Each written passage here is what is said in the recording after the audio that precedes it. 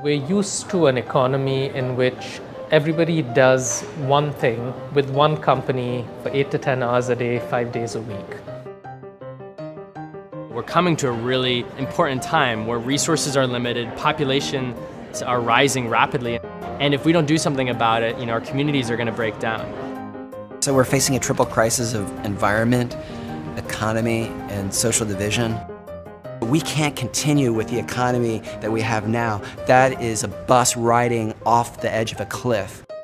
It turns out Americans made more than $3.5 billion last year using some of the things in their everyday lives. People are making money on all the things around their home, going unused so much of the time. It's called the sharing economy, and tonight we're showing you the real money that you can make just by renting out what you already have. When we look at the main drivers behind this kind of activity, the first, technology. New, innovative technologies that allow us to connect with more people and find more things to share. Secondly, a shift more broadly towards values that embrace openness, humanness, connectedness. Third, economic realities, which the 2008 global crisis brought home. And finally, environmental pressures, so population growth, limited natural resources, and a growing awareness of the effects of climate change. Sharing, does two things. It radically reduces resource consumption, and it can increase access to resources at the same time, right? So this is why it's share or die for us. We're in a kind of share or die moment.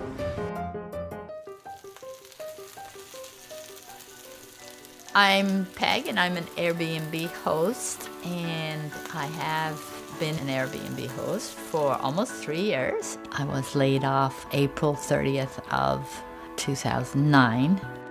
Another regular job isn't necessarily a good objective. So the idea of sharing definitely help a lot. It helps pay the mortgage. I don't think of them as strangers. I think of them as friends I haven't met yet. Nice meeting you. Okay. It takes commitment, and if I commit to a guest coming, I can't say, oh, it's not going to work today, I'm committed. And it's lots of connecting, that's for sure.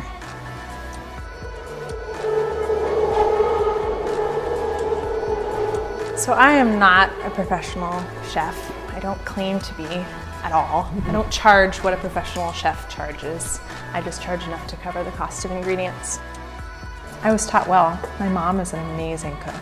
Growing up around her and just kind of, following her trail around the kitchen gave me the confidence that you need. I'm just someone who really loves to cook and to share something I've created. You never know who you're going to meet, who's going to come through your door. It's fun. I enjoy it, and until I stop enjoying it, I'm going to keep doing it. Put the crayons down. People are sharing with strangers now. They're sharing their home, they're sharing their car, they're giving strangers rides, they're having strangers over for dinner. People are sharing money. You can actually start to ask people to invest in what you're doing. I just remember being like, yeah, we're gonna do a Kickstarter, and yeah, everybody's gonna love it, and we're gonna raise the money, and it kind of worked out that way. Thanks for watching our video. We're Alchemy Collective, and I'm Payam. This is James, Chris, and Rob. We will be the first worker-owned specialty cafe in California, and maybe anywhere. Just having that feeling that your ideas are important is really powerful, because you can watch people and how they interact with customers and how the customers interact with them. There's so much more mutual respect. So we can't take the same corporate forms we've always used and just plug the sharing economy into those. We need to create new types of corporations or adapt old types of corporations. Corporatize everything. It's about a revolution in the way that people share goods and services and the way they connect with people in their cities. I think we're really craving that. I think our generation is craving to be connected to other people. The sharing economy is a true movement, and I think it's a big economic and social trend. Seen those crazy cars that are out and about with the fuzzy pink mustaches driving around town? It's a new rideshare company, and it's called Lyft. You guys are in the world famous hip hop Lyft tonight. I host a hip-hop trivia game in my car with my passengers, and my passengers actually compete for prizes from me. I'm a father full-time, and basically, I'm just trying to get my stuff popping. Who knows what's going to come out of this, man. I'm hoping that great things come, though. Now it's time to take a walk. My first single in like years. This is exciting right here. See, my song is called Fist Bump. You know what I'm saying? It's all about Lyft and hip hop Lyft. Diddy in my city, it's alright. I got my Lyft app and my smartphone with me. Open it up, request a ride. Driving 2 minutes away, and I ain't gotta stand on the street. Lyft, fist bump if you wanna ride with me. Swipe, I bet you wanna ride with me now. Swipe, I bet you wanna ride with me now. Lyft, fist bump if you wanna ride with me. Let's go, man. We love what's up. Hip hop Lyft, baby. Hip hop Lyft, baby. All right, this isn't actually a sharing economy. You're not sharing anything. You're exchanging money for a ride. We wouldn't mind the competition if we were all playing by the same rules, but they're taking our business that we rely on and they're just going out and skimming off the cream and taking what we need to survive. A new type of service that doesn't have to follow our rules, that's driving around, in fact, without proper and adequate insurance, that's leaving the public unprotected and at risk because they don't have adequate and proper insurance. Right now, we're in the midst of an intense housing set of challenges. We don't have enough affordable housing for everyone who wants to live here. And the idea that you could simply take off the marketplace rental units or homes that could otherwise be used to permanently house San Francisco families doesn't sit well with many of us. And so we're crafting legislation to really address that situation. It's just fills a different need for people. It's about community more than the food, I think. And if the restaurant industry is really threatened by that, then they're going to need to get more creative and find ways to incorporate that community aspect into their business, you know. Any new area that the shareable economy has entered is disrupting what has been an old way of doing things. Sort of 21st century disruptive technologies that are challenging 20th centuries of how people interact with each other.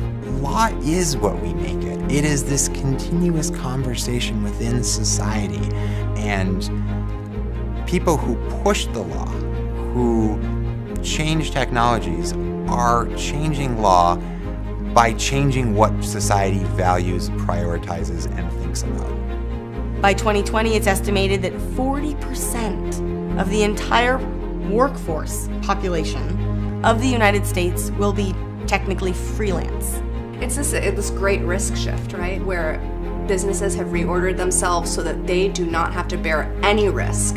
When we look at subcontractors, temp workers, independent contractors across the board, how are we going to protect these people who we call non-workers?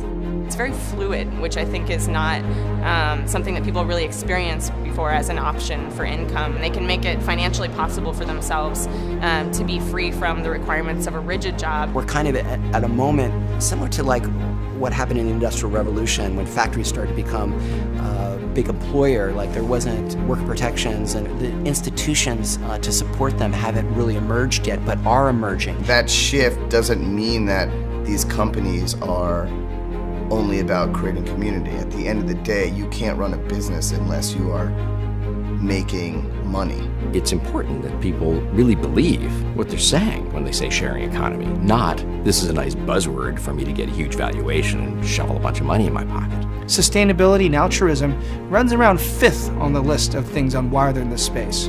In the end, people want to use this because it's fast and cheap.